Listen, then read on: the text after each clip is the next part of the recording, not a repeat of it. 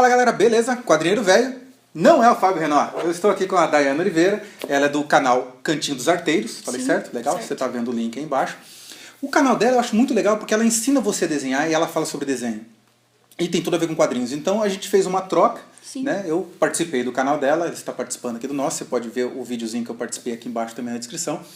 E lá eu falei sobre um top 5 de desenhistas, tá? De quadrinhos. E ela vai fazer o seguinte, vai fazer um pouco o contrário, não é um top 5, mas a gente vai falar sobre desenhistas. Sim. Tá? Sobre como que esses desenhistas, como que seria o olhar no caso do artista, porque eu tenho um olhar de leitor, né? Então eu conheço um traço aqui, coisa e tal, mas tecnicamente eu não entendo nada. Eu não sou uma leitora de história em quadrinhos, né? Mas eu consigo olhar para o desenho e já tentar sentir um pouco mais do que é o traço do artista, as diferenciações e tudo mais. Eu acho muito legal os traços de história em quadrinhos. Então... até mesmo porque no canal dela, ela não ensina só um tipo de desenho, né? Sim. Como é que é lá? Fala um pouquinho pra galerinha, pra saber como é que é a ideia lá do seu canal. Então, tem alguns quadros que eu, por exemplo, ensino a desenhar o Capitão América realista, ensino a desenhar o Snoopy, que é um dos desenhos mais simples, que todo mundo consegue fazer seguindo passo a passo, Bob Esponja. Então eu tenho esse quadro que eu ensino passo a passo, como se fosse um tutorial, para ajudar quem está aprendendo a desenhar do zero. E também tem algumas coisinhas mais avançadas, como algumas coisas de pintura digital.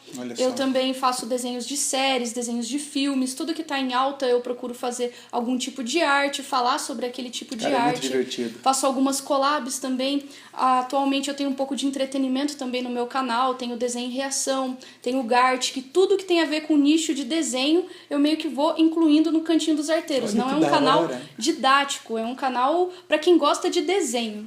Basicamente é isso. É muito mais completo do que você imagina. Vale a pena. Eu pego lá os desenhos e tento fazer. Cara, eu não tenho dom pra desenhar, não. Meu negócio é escrever. Mas dom, já esquece essa palavra aí. Não tem isso de dom, não. Você querer e treinar. Tem que querer muito, tem né? Que treinar. Tem que querer muito. Você tem que gostar muito pra ficar ali horas e anos. Pra tudo na vida. Eu tentei tocar guitarra também, a mesma coisa. É a mesma coisa. Que eu não tinha paciência pra sentar lá e ficar e tal. Cara, eu lembro que meus amigos que ficaram bons pra caramba, eles tocavam, sei lá, período livre deles, de 6 a 8 horas por dia, o cara tava estudando o dia do instrumento. Eu ficava uma hora lá, já ficava num tédio lascado, já não queria saber, meu negócio era subir no palco e tocar pro pessoal. Então, costumo falar que dom é você gostar, né? O dom é você gostar e correr atrás, né? Exatamente. A gente pode ter uma facilidade a mais ou outra, mas até o cara que tem dom, se não treinar, se o cara tiver facilidade, vai adiantar. Bom, pessoal, eu vou começar com os traços mais antigos e a gente vai chegando nos mais modernos, tá? Esse vídeo pode ficar um pouco maior, mas eu acho que vai ficar bem interessante. Vou começar falando um pouco da Era de Ouro, que é quando começou os quadrinhos mais modernos de super-heróis, né? O primeiro traço que a gente vai falar um pouco é do Joe Shuster, tá? Que é um dos primeiros, né? Que é o cara que desenhou o primeiro traço do Super-Homem. Você está vendo aí na tela. Eu vou estar folheando aqui, mas você vai estar vendo alguns desenhos aí na tela enquanto a gente está comentando, beleza? E aí, Dayana, o que você acha? Como é que é a sua visão disso daqui? É bem interessante que esses traços de início eram bem traços simples, né? Traços de tirinhas, né? Como você estava comentando comigo jornal, também. Né? Não tinha muito detalhamento, a impressão que dá é que era algo que eles tinham que desenhar correndo, desenhar mais rápido. Não era tipo um dia inteiro para fazer uma página. Provavelmente eles faziam várias páginas por dia. Então, acredito que o intuito nessa época era mais desenhar rápido possível e representar aquela cena e não tanto ilustrar, fazer aquelas ilustrações mais detalhadas, assim, fazer algo mais minimalista. Isso daqui, gente, é bem ali 1938, 1939. Então, já existia alguns quadrinhos antes, mas eram sempre tiras de jornais. De super-herói, por exemplo, a gente tinha Fantasma, tinha Flash Gordon, Buck Rogers, né? Tinha muito mais esse traço. Então a gente acompanhava as tirinhas, já tinha Tarzan também, que é uma tirinha antiga. E sempre nessa pegada. E quando isso foi transformado em revista, né, em gibizinho, digamos assim, você repara também que o traço ele é todo muito parecido. Então é difícil você pegar as revistas dessa época e diferenciar um desenhista do outro. Tá? Logo em seguida, ainda pegando o mais antigo, a gente vai para a Marvel, com os primeiros desenhos do Steve Ditko e do Jack Kirby, né, que foram os criadores, aí, junto com o Stan Lee, dos grandes heróis mais clássicos. Sim. Né? E a mesma pegada. Sim, a mesma pegada, né? Dá pra perceber que tem um pouquinho mais de detalhamento já nessa época. Porque aqui já é anos 60. Sim. Aqui já é anos 60. Ainda não tinha um detalhamento, não tinha nada de realismo, nem um pouquinho, só que os traços eram bem mais rachurados, o pessoal trabalhava mais os tracinhos, ó. A gente consegue ver bem mais rachura, bem mais detalhamento. Principalmente nas capas. Sim. Quando a gente pega o traço do meio ainda não tem na capa tanto. Provavelmente eles ficavam bem mais tempo, né? Trabalhando do que né? na revista em si. Que é o que atraía a compra, né? A atenção da pessoa. E, querendo ou não, a gente compra pela capa muitas vezes. Exatamente, né? Aquela história do... Como que é, né? Nunca compra um livro pela capa, né? É mentira, se mentira, fosse né? isso, não tinha designer, não né? tinha porquê, né? Era capa branca com texto preto. Os designers não teriam emprego. Exatamente. Daí depois a gente já vai passar vai dar um belo de um salto aí, tá? E a gente vai entrar numa outra era dos quadrinhos, que eu vou pular um pouco a era de prata. Aqui, ó, que já é Neil Adams. Sim, a diferença para esse dos outros que a gente estava vendo é muito grande. É muito grande. Para mim já lembra muito mais história em quadrinhos que a gente costuma ver hoje em dia. Isso. Muito mais rachuras, muito mais essa parte preta. Eles pegam um nanquim, né? O nanquim, e pegava muitas partes e deixava totalmente preto, sem deixar o desenho sujo. Para mim esse é o tipo de traço mais interessante de história em quadrinho, porque mesmo se não tiver pintura por trás, você ainda consegue ter essa leitura legal da história. Funciona com preto e branco, né? Uhum. Quando você pega várias partes e cobre de preto. E não é coisa simples, né? Porque você não pode pegar só qualquer parte que você quiser e cobrir. Você tem que entender ali o que tá fazendo. O que está fazendo. Né? Nessa fase a gente teve o Neil Adams, que você está vendo alguma coisa aí, a gente teve o Sal Buscema também. E é nessa época também que surgiu o Watchmen, que é desenhado pelo Dave Gibbons. Estou falando o nome certo? Dave Gibbons. E o Watchmen, ele, se você é leitor de quadrinhos, você já ouviu falar, você conhece, ele tem uma pegada muito, muito mais realista e sangrenta, né? Ele usa esse negócio. Isso aqui eu acho que eu não cheguei a mandar para você de prévia, né?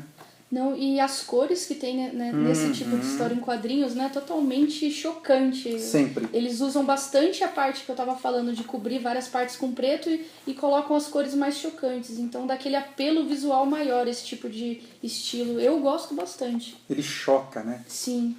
Por exemplo, você vê aqui as pessoas, a cor da pele, colocam azul. Para representar que eles estão assistindo TV no escuro, então o brilho da TV, que é azulado, reflete nas pessoas e é essa cor que eles mostram. Isso chama muita atenção, isso é bonito. Usar roxo à noite, muito legal. Nossa, eu acho muito Dá legal. uma climatização, né, para a arte em si. Exatamente. Nesse caso, o colorista também tem grande... Totalmente, tem muita influência aqui. E assim, é o John Higgins. Vale falar o seguinte também, nessa época aqui, a gente estava começando a valorizar bastante o traço, e é por isso que também os desenhos tiveram que se atualizar. Então eles saíram daquele traço tirinha de jornal, começaram a passar para esse tipo de traço aqui, até que a gente entrou numa era do começo dos anos 90, final dos anos 80, com Jim Lee, Todd McFarlane e companhia, que daí já tinha um traço completamente mais rabiscado, né? Esse aqui é um dos exemplos dessa época. Traço mais orgânico, né? Que a pessoa pega e já vai fazendo pelas massas e não pelas linhas só. Exatamente, legal. Que ela explicou no vídeo lá do canal dela, depois você passa lá para assistir, que tá bem legal. Eu gosto pra caramba desse tipo de traço aqui, embora no começo eles se perderam um pouco. A impressão que eu tenho é essa, historicamente falando. Isso ainda nem é a parte artística. A parte artística ela explica, a parte mais histórica. Porque começou a ficar demais. Eles começaram a exagerar um pouco no traço. Começou a ficar aquela coisa muito pintura não, muito um pôster, uma capa por quadro, sabe? Com poses muito irreais. Sim, porque tem que ser dinâmico, mas também tem a porcentagem, né? Se põe tudo 100% dinâmico, cansa até de você olhar, dependendo da página, cansa você olhar essa página com tudo muito dinâmico. Sim, e um apelo muito, muito forte para a sensualidade, sabe? Começou a despertar muito isso, começou a amadurecer. Eu diria que os quadrinhos entraram na sua adolescência. Porque é exagerado a quantidade de sensualidade, o corpo exageradamente perfeito das mulheres, aquele negócio todo, a supervalorização das curvas, tudo muito musculoso nos homens e as curvas muito mais sensuais das mulheres. Então, e essa fase também foi quando eles começaram a buscar um equilíbrio, eles começaram a deixar o roteiro um pouco de lado, porque o pessoal estava comprando os quadrinhos pelas imagens. E também foi o começo dos compartilhamentos da internet, ainda não havia rede social, mas a internet estava surgindo, então era muito comum o pessoal escanear essas historinhas, essas revistas, os quadros mais interessantes para poder compartilhar. Sim. Eu mesmo ia para casa dos amigos com disquete para poder conseguir as fotos que eles tinham conseguido, um copiava para o outro em disquete, não tinha rede, não tinha internet. Eu já salvei muita imagem em disquete também. Então, é uma coisa assim que eu acho muito legal. Né? Agora vamos pegar alguma coisa de alguns desenhistas, tá? Por exemplo, John Romita Jr. O John Romita Jr. ele tem um traço já mais achurado, né? O que você comenta pra gente desse cara? O traço dele, a gente percebe que não é muito realista. Ele tem uma pegada mais de ilustração, alguns desenhos parecem até um pouco mais cartoonizado, mas essa rachura dele deixa tudo muito história em quadrinho, né? Fica muito legal. Muito detalhamento, você pega uma calça jeans dele, ele praticamente um terço aqui tá com traços, É verdade. né? Ele cobre bastante, Sofá. assim, é muito detalhe. E em história em quadrinho, eu acho que combina muito esse detalhamento. E você vê que não é tudo detalhado. Ele pega uma parte do desenho para detalhar mais, aí o nosso foco às vezes vai ali para aquela partinha do desenho. Exatamente. Porque na hora de você criar uma página de história em quadrinhos, é questão também de você saber fazer o leitor onde que vai chamar mais atenção. São todas umas técnicas. Para poder puxar o olhar, desde né? o esboço, o planejamento, a arte final, pintura, você tem que puxar o olhar para o lugar onde você quer. Você tem que mandar o leitor ver o que você quer que ele veja. Essa obra em especial que a gente está comentando, que é do Homem Sem Medo, que foi escrita pelo Frank Miller, desenhada pelo John Romita Jr., eu gosto dela em especial também porque ele usa um enquadramento muito cinematográfico. Sim. Ele usa muito quadro de cinema. O jeito que ele conta a história aqui é bem cinematográfica. É gostoso de olhar, né? Não é uma coisa que confunde, não é uma coisa que cansa. Exatamente. Ele tem close-ups, ele conduz a narrativa para você. O escuro dele é sempre rabiscado, né? Como você pode estar vendo aí. Vou deixar algumas imagens, você já está vendo insert aí mesmo na tela, já está acostumado. Essa é a ideia. E para fechar, né, vamos falar um pouco sobre Alex Ross. Isso aqui é imbatível, né? E ele já foge um pouco, talvez, do desenho, né? Sim. Como é que você avaliaria Alex Ross? Ele é bem mais essa parte de pintura, né? Praticamente o desenho dele é massa. Aqui fica muito claro que ele está desenhando por massa e não por linhas, né? Você vê que ele pega o lápis, ele vai desenhando pelas sombras, né? Ele vai colocando onde tem massa, ele vai passando o lápis. Isso é uma forma muito legal também de desenhar. E depois ele vai para aquarela, né? Sim. Eu gosto muito Realmente do ele traço usa dele. guache também, né? Eu acho que ele Parece usa que guache guache, também. Olha só. Para poder dar essas nuances aqui, né? Aquarela, guache, deve usar um monte de lápis de cor. Deve usar tudo. Deve misturar tudo. Sim.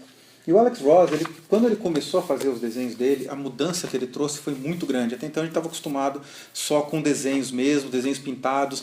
Daí a gente entrou numa coloração por computador, que também é uma outra conversa. E ele vem com alguns quadrinhos pintados. Primeiro ele lançou Marvels, depois ele lançou O Reino do Amanhã. E a partir dali o cara chamou tanta atenção. Ele virou uma exceção, né? Porque virou uma exceção. quase ninguém que usa esse tipo de técnica para história em quadrinhos, Sim, porque né? ele é um cara caro. É a arte final e depois tem a camada de pintura. E ele já faz a parte da pintura mesmo, que dá muito mais trabalho você desenhar tudo como pintura. Mas é um diferencial, né? Tem espaço para todo mundo. Tem espaço para todo mundo. Quanto mais diferente e legal você for, mais vão querer você, mais você vai chamar atenção. É bem isso. Bom, gente, espero que vocês tenham gostado. Tá? Visitem lá o canal da Dayana, é muito legal, tá? O Cantinho dos Arteiros. De novo, tá o link aqui embaixo para você.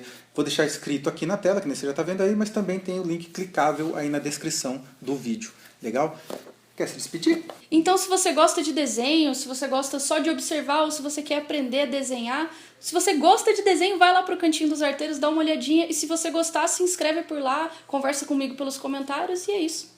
Uma coisa muito legal é isso. Comentem os vídeos que vocês gostem, a gente responde todos os comentários, essa interação é muito legal e ela direciona o canal, ajuda a gente a entender o que vocês gostam, o que vocês não gostam. Então até se você não gostar, você fala. Isso é muito legal, beleza? Galera, um grande abraço e até o próximo vídeo. Tchau, tchau.